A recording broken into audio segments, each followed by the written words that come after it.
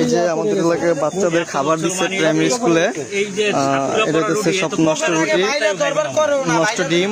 এসব খাবার দেশের সরকারি প্রাথমিক বিদ্যালয়ের কোমলমতি শিক্ষার্থীদের জন্য, যেখানে শিক্ষার্থীদের জন্য বরাদ্দ ছিল পুষ্টিকর খাবার, কিন্তু বাস্তবে তাদের হাতে তুলে দেওয়া হচ্ছে পচা ডিম, বাসি রুটি আর নষ্ট কলা। এই রুটিতে কোনো ডেট নাই, ঠিক আছে, সবকিছু নষ্ট হয়ে গেছে রুটিগুলা।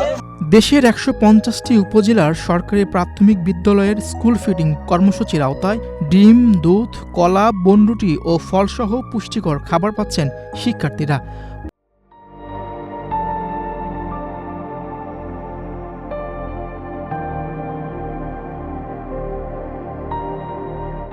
তবে বিভিন্ন এলাকায় পচা ডিম, মেয়াদ উত্তীর্ণ এবং নিম্নমানের খাবার সরবরাহের অভিযোগ উঠেছে।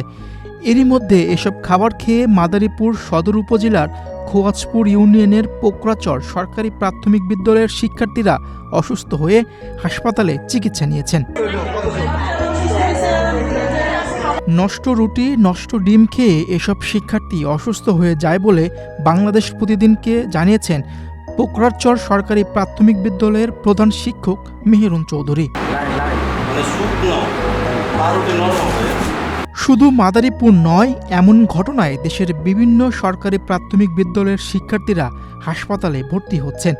চাঁপাইনবাবগঞ্জ সদর উপজেলায় স্কুল ফিডিংয়ে নিম্নমানের পাউরুটি সরবরাহের অভিযোগে খাদ্য সরবরাহকারী প্রতিষ্ঠানকে ৪০,০০০ টাকা জরিমানা করেছে ভ্রাম্যমাণ আদালত। আজকে 2 দিন ধরে যে খাবারগুলো আসছে, ডিম, রুটি, সেগুলো মানসম্মত না। রুটিগুলো ভাসি, তারপরে দেখা গেছে ডিমগুলো পচা, এগুলো খেয়ে বাচ্চাদের স্বাস্থ্য নষ্ট হবে। প্রাথমিক শিক্ষা অধিদপ্তরের তথ্য বলছে, বর্তমান প্রকল্পের আওতায় ২০২৭ সালের মধ্যে দেশের নির্বাচিত ১৫০টি উপজেলার ১৯,৪১৯টি সরকারি প্রাথমিক বিদ্যালয়ের প্রায় ৩১,১৩,০০০ শিক্ষার্থীকে পুষ্টিকর খাবার দেওয়ার পরিকল্পনা রয়েছে। সপ্তাহের ৫ কর্মদিবসে শিক্ষার্থীদের দেওয়া হয় কলা বা মৌসুমি ফল, বনরুটি, ডিম এবং ইউএসডি দুধ এবং বিস্কিট। এই বিশেষ খাদ্য তালিকায় এমনভাবে তৈরি করা হয়েছে যেন একজন শিক্ষার্থীর প্রয়োজনীয় মোট এনার্জির ২৫.৯%, মাইক্রোনিউট্রিয়েন্টের ৩২.২%, প্রোটিনের ১৬.৪% এবং ফ্যাটের ২১.৭% পূরণ নিশ্চিত করা সম্ভব হয়।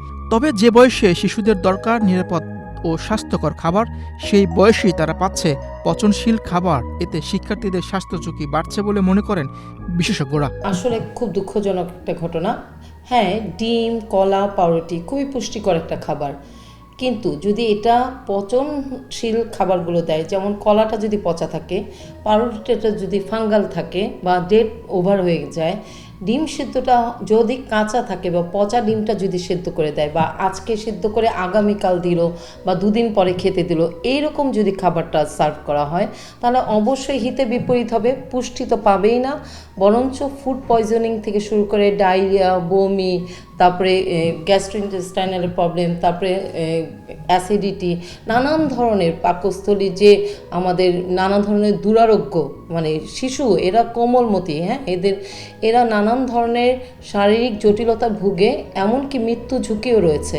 পচনশীল এসব খাবারের চেয়ে বিস্কুট শিক্ষার্থীদের জন্য পুষ্টিকর বলে মনে করেন এই বিশেষজ্ঞ।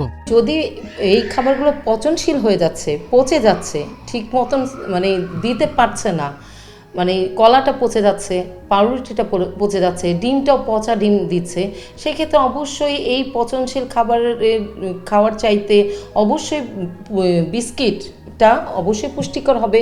কোমলমতি শিক্ষার্থীদের দেওয়া এসব খাবারের মান ও সরবরাহে অনিয়মের কারণে প্রায় বিব্রতকর পরিস্থিতিতে পড়তে হয় শিক্ষকদের। কিছু জায়গায় মান ঠিক থাকলেও অনেক সময় কাঁচা ডিম, পচা কলা দেওয়া হয়। এমন পরিস্থিতিতে সরকারের কঠোর নজরদারি না থাকলে আসল উদ্দেশ্য সফল হবে না বলে জানিয়েছেন সংশ্লিষ্টরা। দুর্নীতির বিষয়টা একটা জিনিস যদি সাকসেসফুলি তারা না করতে পারে, গভর্নমেন্টের টাকা খরচ হলো কিন্তু এটা সাকসেসফুলি হলো না, তখনই তো বোঝা যায় যে এখানে রাইট পারসন রাইট জায়গায় ছিল না বা রাইট মানুষকে কাজ দেওয়া হয়নি। মানে বোঝা সত্ত্বেও, জানা সত্ত্বেও রাইট পারসনকে হয়তো কাজ দেওয়া হয়নি অথবা রাইট প্রকল্পই নেওয়া হয়নি। তো এটা তো আসলে মানে বলার কোনো অবকাশ আসলে থাকে না।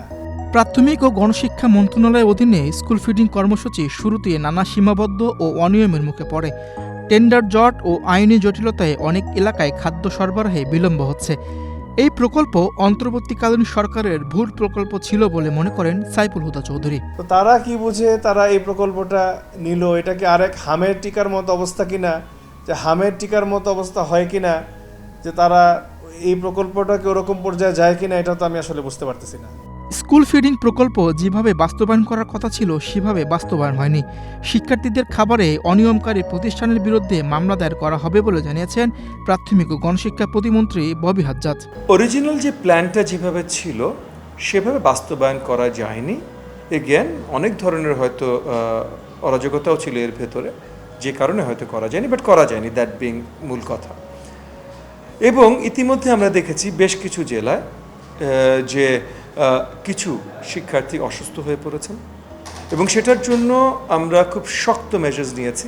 কয়েকটা জেলায় ডিসি অফিস থেকে, জেলা শিক্ষা অফিসারের অফিস থেকে, মানে ডিপিওর প্রাথমিক শিক্ষা অফিসারের অফিস থেকে আমরা মামলা দায়ের, তাদের কিসে করা, অনেক কিছুর ব্যবস্থা গেছি। খুব শক্ত অবস্থানে আমরা যাচ্ছি যে বাচ্চাদের খাবারে কোনো অ্যাডাল্টারেশন হবে না। সরকারি বরাদ্দ থাকলেও মানসম্মত খাবার নিশ্চিত করা হচ্ছে না।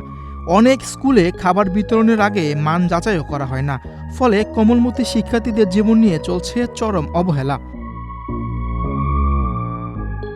মীর হোসেন সরকার, বাংলাদেশ প্রতিদিন।